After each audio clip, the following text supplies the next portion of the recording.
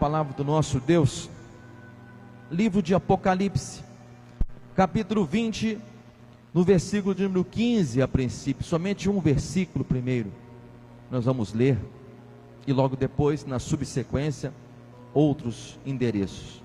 Apocalipse, capítulo 20, no versículo de número 15.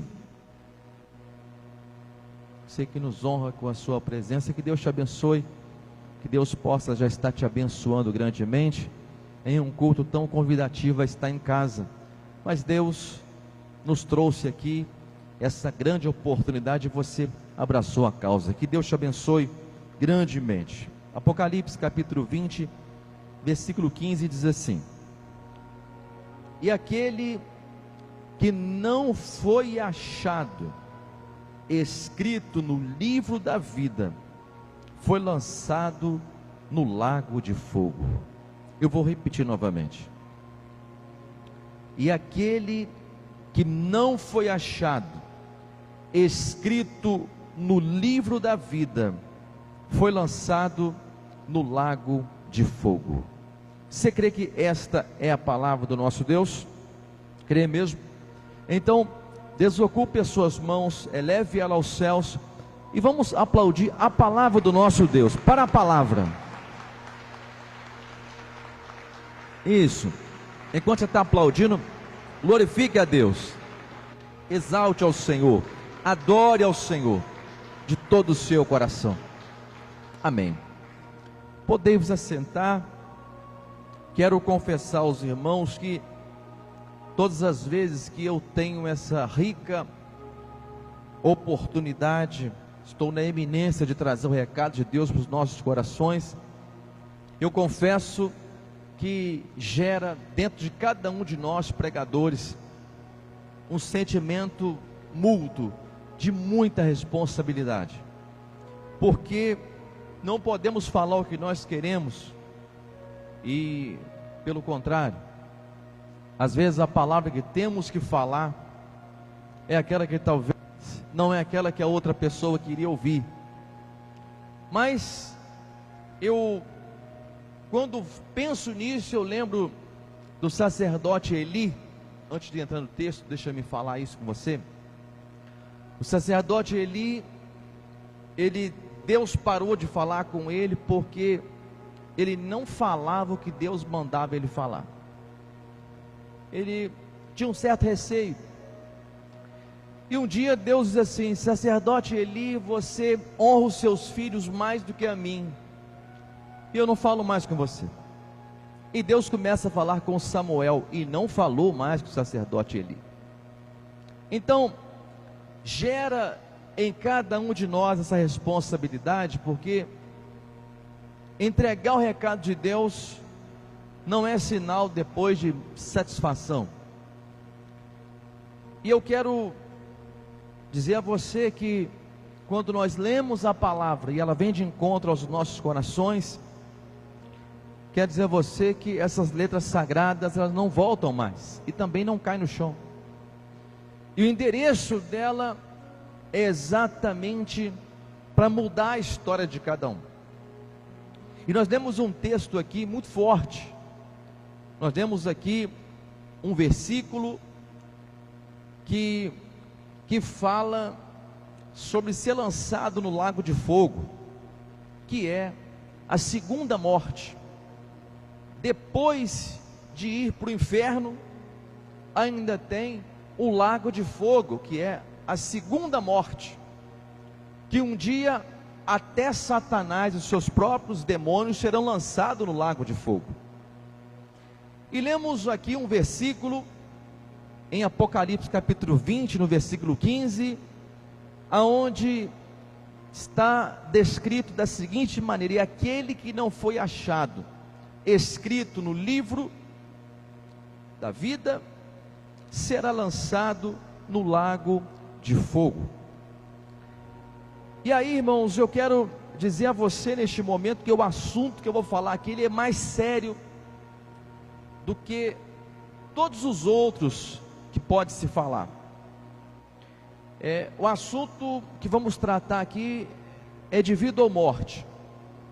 Quando você aborda alguém, ele pode estar trabalhando, ele pode estar muito ocupado, e aí você fala assim com ele assim: eu preciso falar com você, e a pessoa, daqui a pouquinho eu falo com você: não, o assunto é de vida ou morte, eu preciso agora.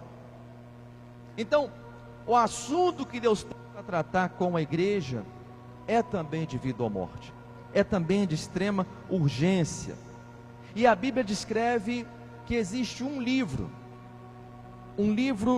que está sendo destacado aqui nessa noite, entre todos os livros, como o livro que tem um valor superior aos demais. E esse valor é tão superior que lá nos céus, entre todos os seres, querubins, serafins, próprio arcanjo Miguel, ou os demais que compõem os seres celestiais, a Bíblia diz que eles também não são dignos de olhar para ele. E esse versículo, ele é descrito, eu vou falar no final ainda dessa mensagem. Esse livro, ele é tão sério, ele é tão importante, que ninguém é digno nem de olhar, nem de tocar, nem de se aproximar. E a Bíblia descreve dessa maneira: ninguém é digno nem de olhar, de encostar, de se aproximar desse livro. Por quê, pastor? Porque nesse livro vai estar escrito os nomes daqueles que serão ser salvos. Nesse livro vai estar escrito os nomes, não daqueles que têm mais dinheiro, não aqueles que aparecem com o nome nas redes sociais, que têm milhões de seguidores. Talvez ele pode aparecer lá se ele for salvo. Mas esse livro aqui, na verdade, ele é mais importante do que qualquer outro livro, porque ali vai estar os nomes dos escolhidos. E a Bíblia fala que só vai ter o nome escrito nesse livro aquele que perseverar até o fim, aquele que não desistir, aquele que não parar de buscar, não parar de orar, aquele que não desistir. E aí a gente percebe que aquele que também que não foi achado escrito o nome nesse livro, vai ser lançado no lago de fogo. Eu estava lembrando, né, eu já parei de estudar há mais de 25 anos, terminei, e aí eu estava lembrando que na época da escola, né, eu acho que até hoje é assim, estou um pouco desatualizado, mas até hoje tem a lista de presença, e aí o professor fala: fulano de tal, e aí você responde: presente. Fulana de tal, presente. E aí quando acabava, né, de fazer a leitura da chamada, se porventura o professor ou a professora esquecesse o nome, era muito comum o aluno perguntar assim: a senhora esqueceu o meu nome, ou o senhor esqueceu o meu nome, né? Porque você sabe que você tomou falta, e você sabe que você precisa, você está ali, e aí você fica preocupado: mas ela não falou meu nome. E aí, nesse momento aqui, esse livro vai se abrir, e vai ter uma grande chamada, uma chamada mundial, uma chamada, né, que vai chamar nome por nome. Existem 8 bilhões de seres humanos na face da terra, aproximadamente, para mais e para menos, mas em torno disso, 8 bilhões. Essa leitura não será breve, mas a Bíblia diz que para Deus 1000 anos é como um dia, e um dia, né, é como 1000 anos. A vigília da noite para Deus é como né, para nós, uma vigília da noite ela é rápida, mas para Deus é como se fosse 1000 anos, e 1000 anos para Deus é como se fosse um dia. Deus não tem espaço de tempo, Deus não tem relógio é para gente, para ser humano. Deus tem kairos, significa vontade. E a Bíblia descreve que vai ser lido nome por nome, mas se porventura o seu nome não estiver nesse livro, você será lançado no lago de fogo. Leia comigo, por gentileza, novamente. Olha, e aquele que não foi achado escrito no livro da vida foi lançado no lago de fogo. Então, o seu nome tem que estar ali. O seu nome hoje pode não estar entre os famosos, ou os mais famosos. O seu nome pode não estar entre aqueles que têm mais recursos. O seu nome pode não estar entre aquele que foi sorteado, né, em um jogo. Pode não seja, não esteja. Mas o seu nome vai ter que estar ali. E o que vai determinar se o seu nome, o nosso nome, está ali, é a nossa conduta de agora, de hoje. É a nossa conduta do que nós estamos fazendo aqui. E aí, alguém chega a dizer assim: pastor, mas o inferno é aqui. É uma frase muito ouvida por nós, mas é antibíblica. Deus nunca escreveu essa frase. Isso não é bíblico. Isso é a frase mais satânica do mundo, porque a pessoa acha que não tem mais nada depois. Só que nós somos feitos para viver eternamente, porque a Bíblia diz que o pó voltará a ser pó, e o espírito voltaria para Deus que Ele mesmo deu. Mas e a sua alma? A sua alma vai viver eternamente, ou para a vida eterna, ou para a morte eterna. Por isso a mensagem hoje aqui é de vida ou morte. Mas morte eterna ou vida eterna. Então, às vezes a gente ouve alguém dizer assim: pastor, ninguém que morreu voltou para dizer como que é no inferno. Ninguém foi lá e voltou. A gente ouve muito isso também. Outra frase que só menciona isso quem não conhece a Bíblia, porque Jesus explicou que o inferno, quem foi para ele, clama por salvação, mas não tem mais jeito. Não há mudança. Não há depois cultos que vão se realizar, que vai de alguma maneira te purificando, ou reencarnações múltiplas, como muitos creem, e vai encarnando e vai melhorando a vida da pessoa, ou sai de um local que vai passando para o outro e vai melhorando a sua vida através dos cultos. Isso não vai adiantar. E eu quero abrir a palavra do nosso Deus com você agora, e quero te mostrar alguém que foi para o inferno, e alguém que foi para o inferno, mas ele não teve como voltar atrás. Vamos abrir no Evangelho de Lucas, no capítulo 16, no versículo número 19. Evangelho de Lucas, capítulo 16, no versículo número 19. Diz assim a palavra do nosso Deus: ora, havia um homem rico, e vestia-se de púrpura e de linho finíssimo, e vivia todos os dias regalada e esplendidamente. Havia também um certo mendigo, chamado Lázaro, que jazia cheio de chagas à porta daquele, e desejava alimentar-se com as migalhas que caíam da mesa do rico, e os próprios cães vinham lamber-lhes as chagas. E aconteceu que o mendigo morreu, e foi levado pelos anjos para o seio de Abraão. E morreu também o rico, e foi sepultado.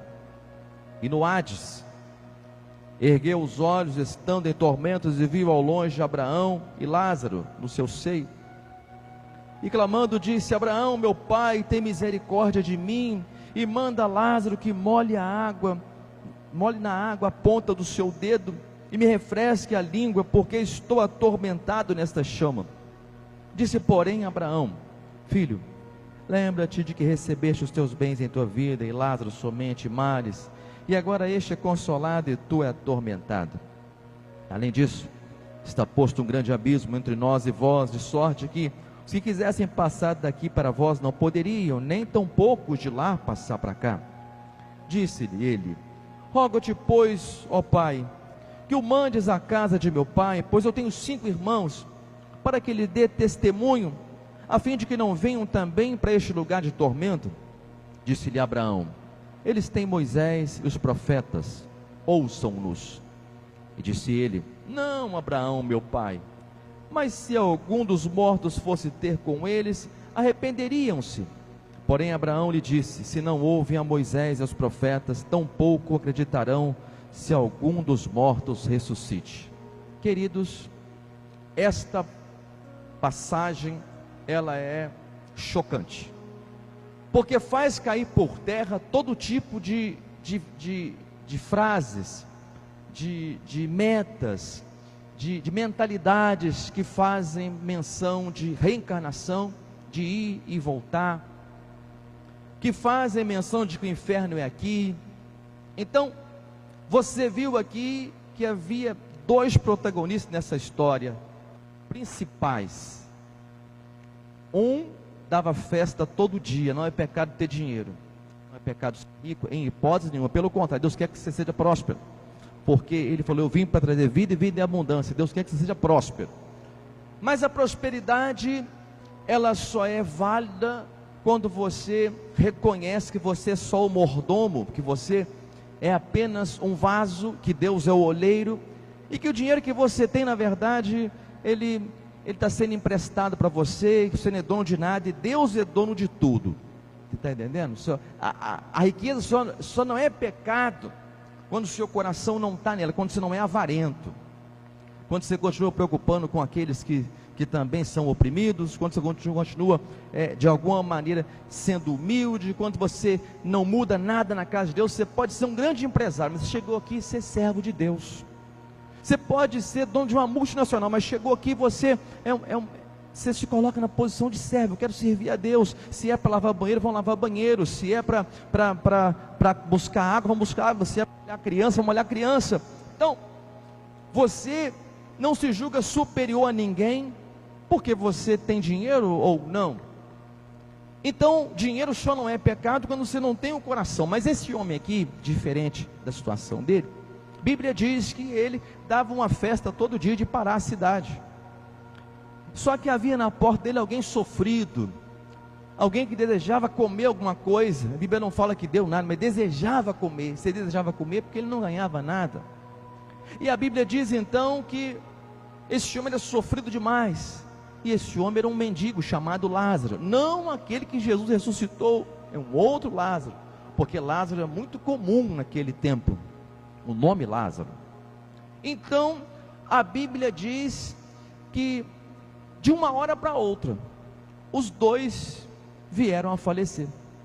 Não sabemos se foi de um ataque cardíaco, se foi de um mal súbito, né, que não foi, que já estava anunciado ou não, mas os dois morreram no mesmo dia. Não sabemos, né, que fim levou o corpo dele, mas ele foi para os céus. A Bíblia diz que ele foi salvo. A Bíblia descreve aqui um lugar carinhoso, como seio do pai Abraão, tipificando Abraão como nosso pai na fé. E aí o outro foi para o Hades. É o inferno, pastor? Não, sala de espera para o inferno. Ainda não era o inferno, era sala de espera para o inferno. E a Bíblia diz então que os dois morrem. Quando eles ficaram sabendo que o rico morreu, decretaram feriado na cidade, fizeram um grande funeral. A melhor funerária estava lá, a melhor orquestra, acompanharam até o túmulo, porque a Bíblia diz que a glória do homem não será acompanhada depois da morte. Eles podem acompanhar até na morte, mas depois da morte não será acompanhada. Morreu o homem que dava festa, morreu o homem que fazia tudo para nós, morreu um grande homem.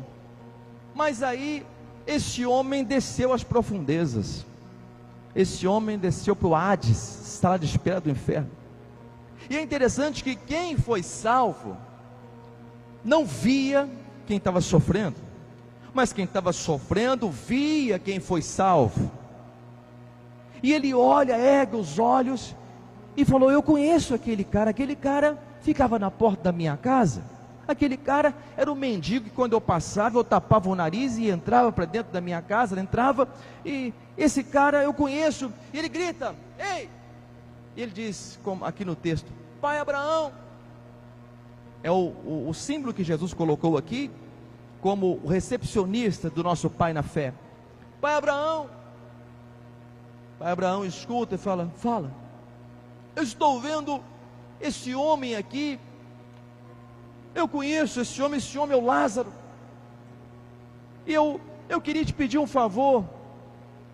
Fala, você podia pedir ele para colocar o dedo na água e colocar na ponta da minha língua. Dá para você imaginar a carência de água que ele estava? Dá para você imaginar como estava o tormento? Ele falou: eu estou em grande tormento nessa chama, eu estou atormentado nessa chama, eu estou sofrendo demais. A gente, quando vai tomar água, hein, fazer inveja de você agora, só satisfaz se for uma quantidade razoável, certo? Mas o que vale você pegar e colocar a ponta, né, do seu dedo na água, colocar na ponta da sua língua? Não vai te trazer resultado nenhum. Mas ele estava sofrendo tanto que falou assim: só isso já me ajudaria, só isso já seria bom para mim. E Abraão fala para ele: olha, não tem jeito, porque tem um abismo aqui, nem passa daqui para lá, nem de lá para cá. Mas então ele fala assim: então faz o seguinte, olha que meio coração bom, nenhum dos seus 2 pedidos foram atendidos. Depois que a pessoa saiu daqui, não é de coração mais, não adianta mais, não tem mais tempo. O segundo pedido que eu te faço então é o seguinte: que eu tenho 5 irmãos, então ressuscita esse homem aí, ressuscita o Lázaro, e faz ele voltar na minha casa e pregar para meus irmãos, porque eu estou em grande tormento, e eu não quero que meus irmãos venham para cá.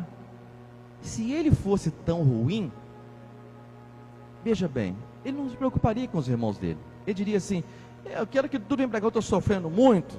Mas ele tinha coração bom, ele preocupava, só que não adiantava. Às vezes a pessoa pensa: eu sou uma pessoa boa, eu não devo nada a ninguém, eu pago as minhas contas. Isso não é garantia de ter o nome escrito no livro da vida.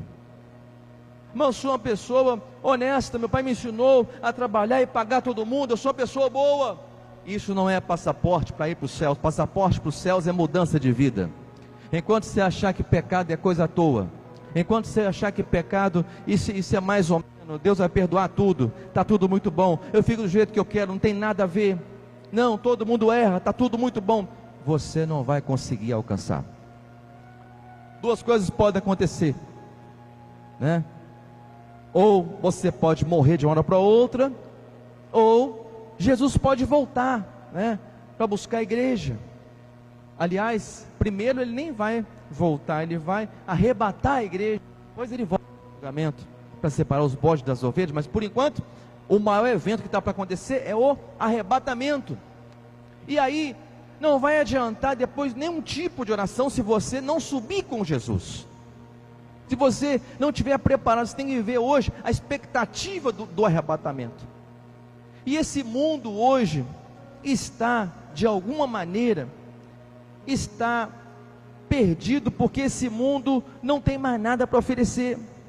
No Evangelho de Mateus, no capítulo 24, eu nem tinha te passado, no versículo de número 4, Mateus capítulo 24, versículo 4, eu gostaria de ler com você aqui, sobre o que está acontecendo hoje, e o amor de muitos esfriou.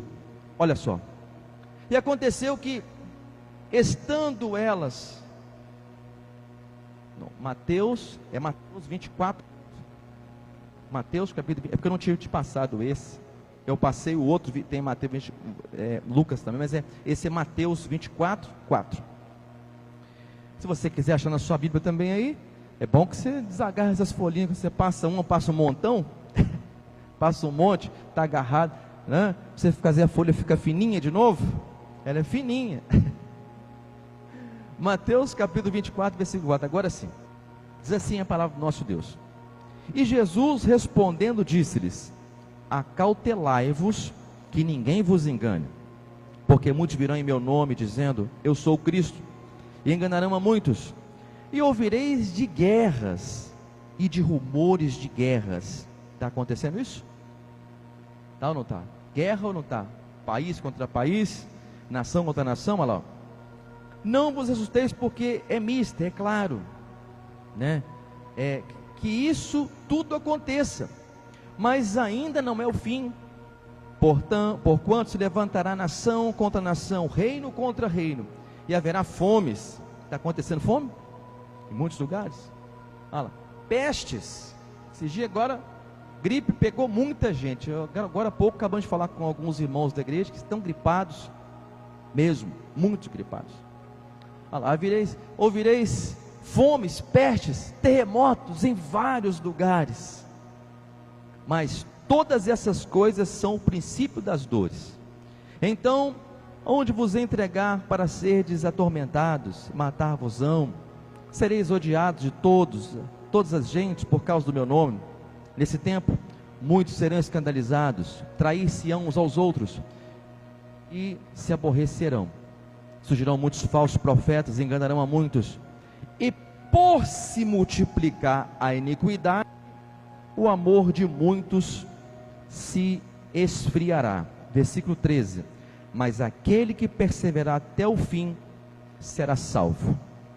Fala assim: eu preciso perseverar até o fim, no meio das provações, no meio das lutas, porque eu sei que eu preciso ficar firme, em nome de Jesus. Irmãos, então você viu aqui nesse texto que não houve solução. A resposta para ele diz assim: não tem condições. Eles têm que crer em Moisés e os profetas, porque Moisés representa o quê? Representa a lei, representa o que Deus mandou para o homem. Por isso que falou: ouçam Moisés e os profetas, porque os 10 mandamentos ele entregou nas mãos de Moisés, e a lei, toda a lei. Então, você vê que não adianta falar que é bonzinho ou pagar as contas. Isso não vai te dar o passaporte para ir para os céus. Mas o que vai te dar o passaporte, você toma o nome escrito no livro da vida, é você querer mudar. Você pode até nem conseguir mudar tudo. Você pode até errar, sabe? Errar tentando acertar e falar: meu Deus, eu errei hoje e eu vou ser melhor. E Deus vai vendo o seu esforço. Deus vai vendo, né, a sua boa vontade em acertar. Deus vai vendo a sua vontade em ser diferente, em ser transformado, em ser transformada. Mas sabe o que acontece? Hoje em dia, até aqueles que são escolhidos por Deus, eles correm o risco de não conseguir chegar. Sabe por quê? Porque vem uma coisa chamada decepção. Às vezes a pessoa associa a vida dele aqui na terra com a dos céus. Que diferença vai fazer daqui 100 anos se você morou num palácio ou pagou aluguel? Que diferença vai fazer daqui 100 anos se você andou de carro importado hoje ou você andou a pé ou num carro mais simples? Nenhuma. A diferença vai acontecer se você permaneceu firme na presença do Senhor. Então, a decepção distancia o ser humano. Essa é a mensagem, o recado que Deus trouxe para nós na noite de hoje. O risco de ir para o inferno existe para todos, porque o apóstolo Paulo falou assim: quem está de pé, cuide para que não caia. Então, há risco para quem está de pé também. Então, você, quando olha as decepções, me faz lembrar dos 2 discípulos de Emaús. Ah, pastor, eu não conheço a história, eu conheço a história. Em poucos minutos eu falo para você. Jesus havia dito que ia morrer, ia ser entregue, ia padecer. Mas eles viram Jesus curar, libertar. Eles viram Jesus fazer tantas coisas, andar sobre as águas. Jesus falou assim: olha, eu vou morrer, é necessário que o Filho do Homem venha morrer, sofrer, ser entregue na mão dos escarnecedores, mas ao terceiro dia eu vou ressuscitar. O que eles fizeram? Quando Jesus morre, eles ficaram frustrados, eles se decepcionaram com Deus. E o que eles disseram? Nós achávamos que esse homem, esse Jesus, iria remir a Israel. O que é remir, pastor? Remir é um verbo transitivo que significa resgate. Vou repetir.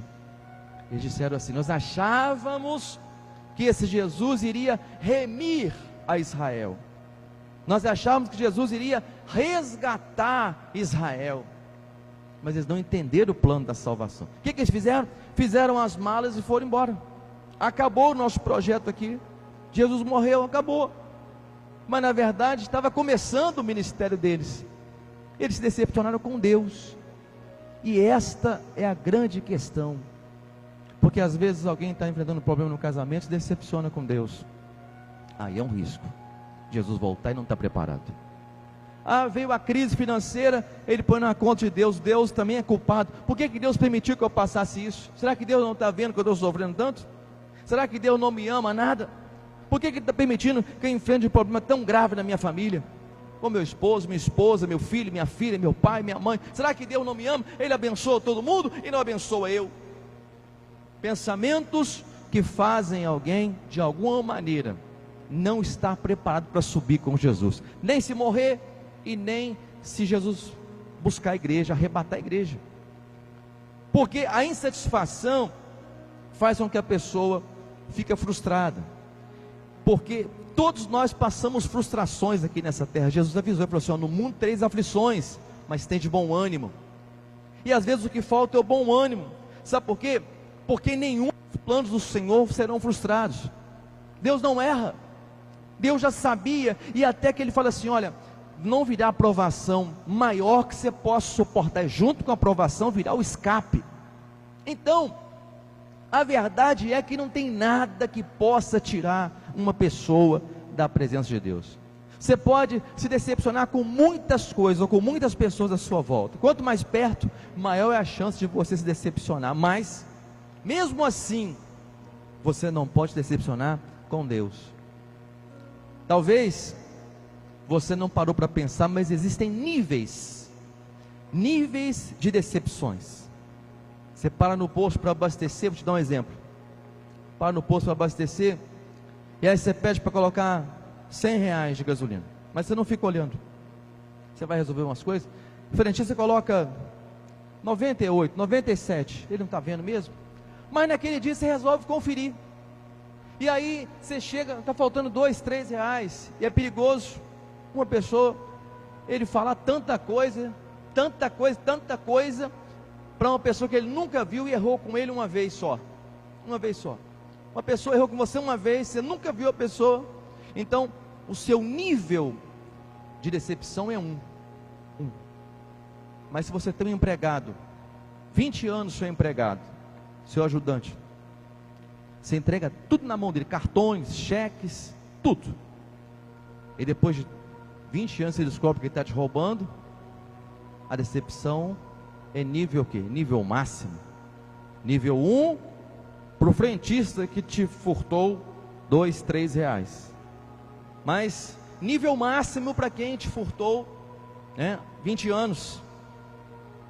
Você começa a imaginar a fortuna que ele te roubou nesses 20 anos. Mas independente do nível de decepção com A, B ou C, você pode e tem todo o direito às vezes ficar frustrado com alguém. Você não pode irar-se contra aquela pessoa, mas a frustração vem de um jeito ou de outro. É impossível viver nessa terra sem frustração. Por que sócios eles desfazem a sociedade? Porque não há combinação. Porque há problema, um trabalha mais do que o outro, um dedica mais do que o outro, um investe mais do que o outro, e fala: não é justo dividir no meio para mim se eu fiz mais do que ele. Então, ele me decepcionou. Tudo isso é plausível para nós, mas nós não podemos decepcionar com Deus. Você pode decepcionar com todo mundo, menos com Deus. Porque se você decepciona com aquele que enviou o seu filho para morrer por você, e põe na conta dele tudo que dá errado, bateu o carro, mas Deus não pôde deixar acontecer isso. Fui mandado embora do emprego, mas Deus não pôde deixar acontecer isso. Mas deu errado para mim, eu fiz o exame e deu tudo errado. Repreende isso. Quem disse que foi Deus que colocou aquela tragédia no exame? Eu sou assim, quando eu faço alguma coisa que não deu, está repreendido em nome de Jesus, está reprovado em nome de Jesus. Cabe você aceitar ou não, através da fé. Mas não culpar Deus. Se está ruim as coisas, mas chegou doença. Então, quem põe doença? É o diabo. Deus não põe doença, não. Deus não. Deus pode até permitir quando a pessoa está afastada dele, mas Deus não põe doença em ninguém. Então, Como é que as pessoas culpam Deus? Não, mas Deus não podia permitir que acontecesse comigo. Então, esse é o grande risco daqueles que já estão na casa.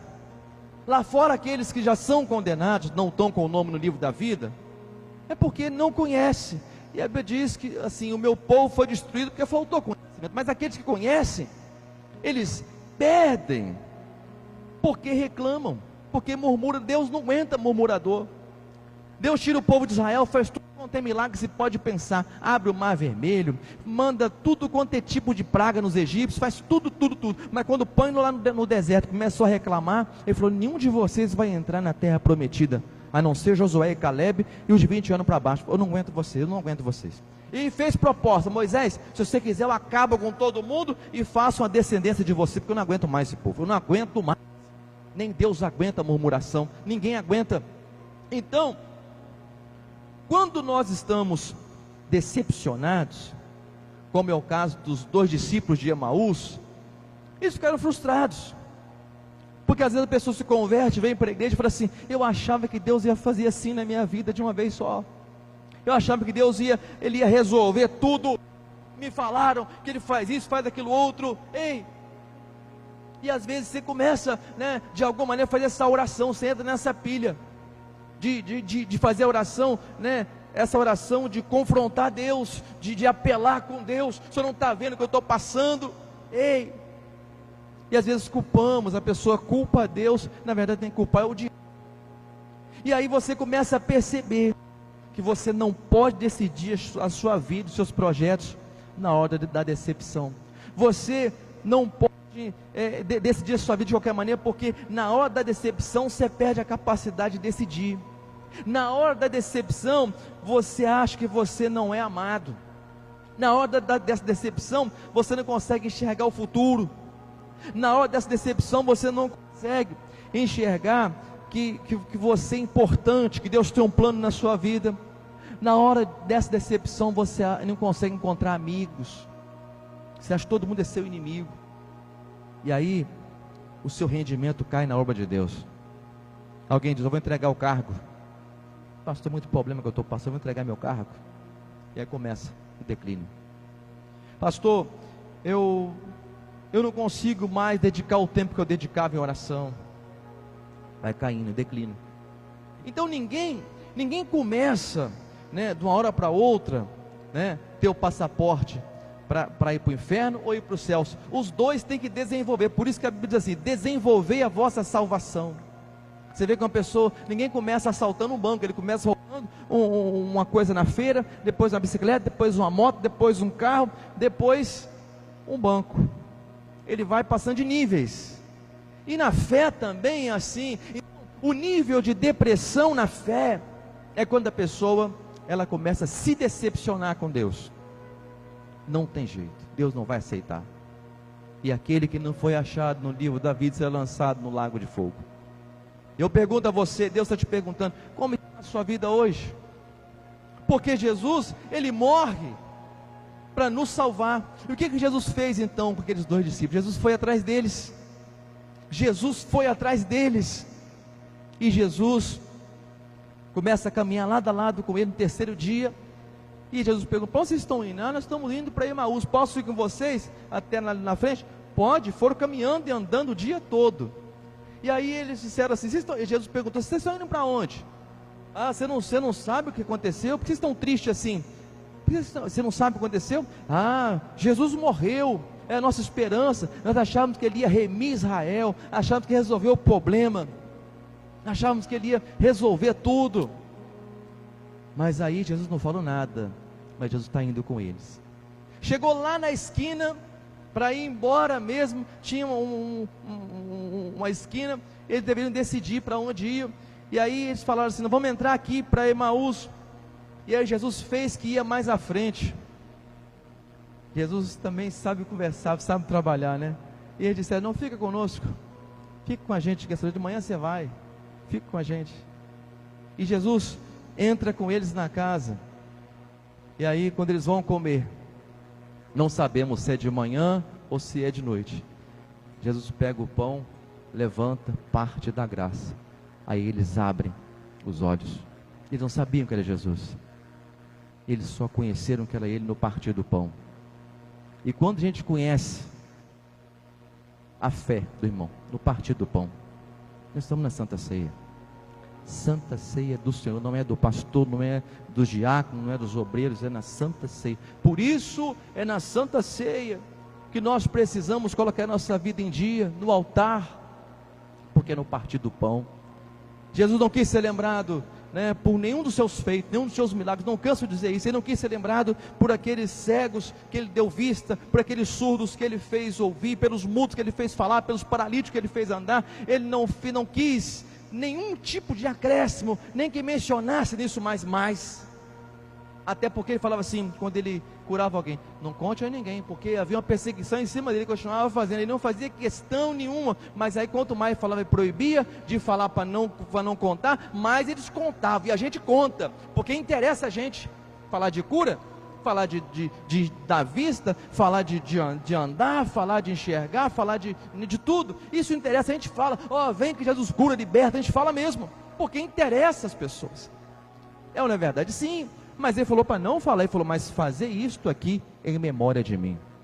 Fazer isto em memória de mim. E Jesus se entrega. E aqueles homens entenderam: vamos voltar para Jerusalém. Os 2 discípulos de Emaús, ao saber que estavam conversando com Jesus e não outra pessoa, que coisa, né? Andaram tanto tempo com Jesus, não perceberam que era ele, eles não acreditavam. Às vezes a decepção é tão grande de uma pessoa, que a palavra vem para ele, ele não consegue absorver a palavra. Jesus foi falando, pregando para eles um tempão, mas eles não entenderam, não entendiam. Que coisa impressionante. Às vezes quando a pessoa está decepcionada com uma coisa, ele foca só na decepção. Talvez você está aqui hoje dizendo: para que eu nasci? Talvez você chegou dizendo isso: por que eu nasci? Sofrimento demais, problema demais. Não tem uma semana que eu não tenho problema. Não tem uma semana que eu não sou provado desse jeito. Não tem uma semana que eu não enfrento essa batalha. Não tem uma semana, não tem um dia que eu não enfrento. Que coisa difícil. Talvez você entrou, você é uma dessas pessoas que está aqui hoje. Não preocupa, é só você se voltar para Deus. A porta da graça ainda está aberta. A porta ainda é hoje. É hoje. Jesus então, ao terminar a sua tarefa com eles voltam para Jerusalém.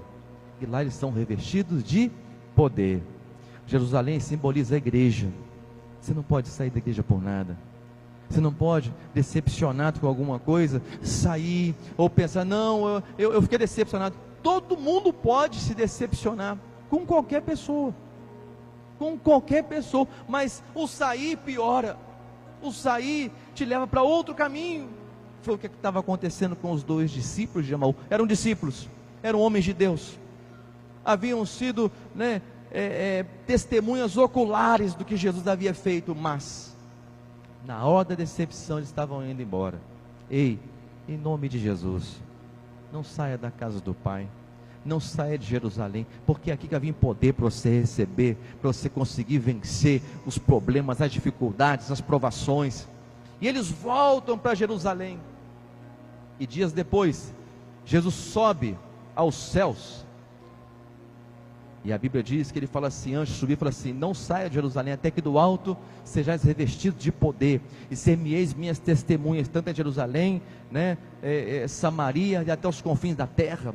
Não saiam de Jerusalém. Eles ficaram em Jerusalém. E aí, Deus manda o Espírito Santo.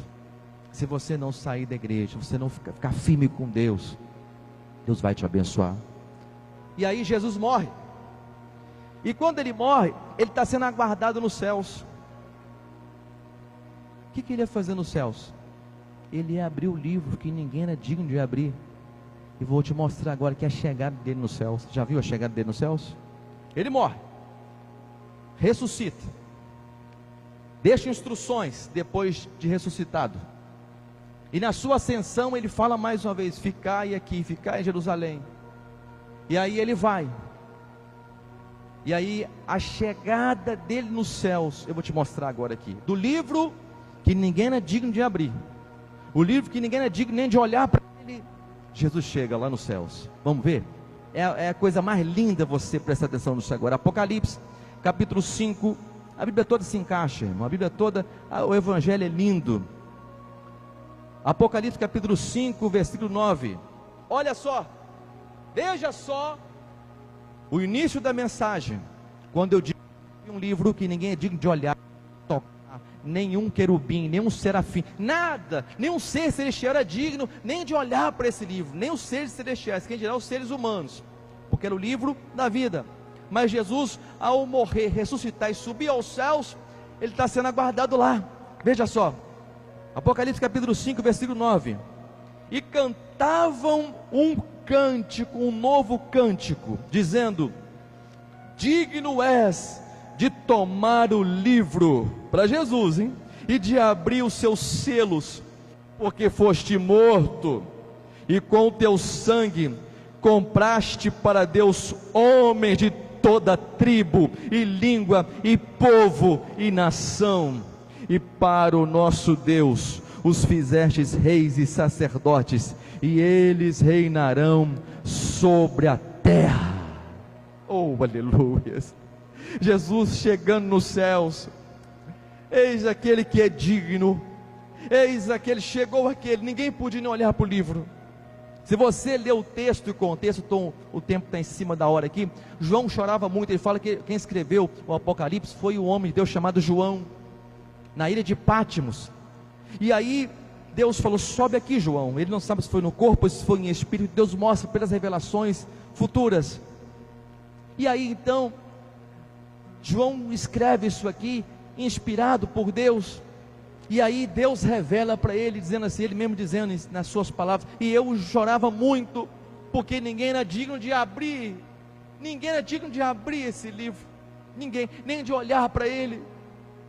Mas chega Jesus, veja só,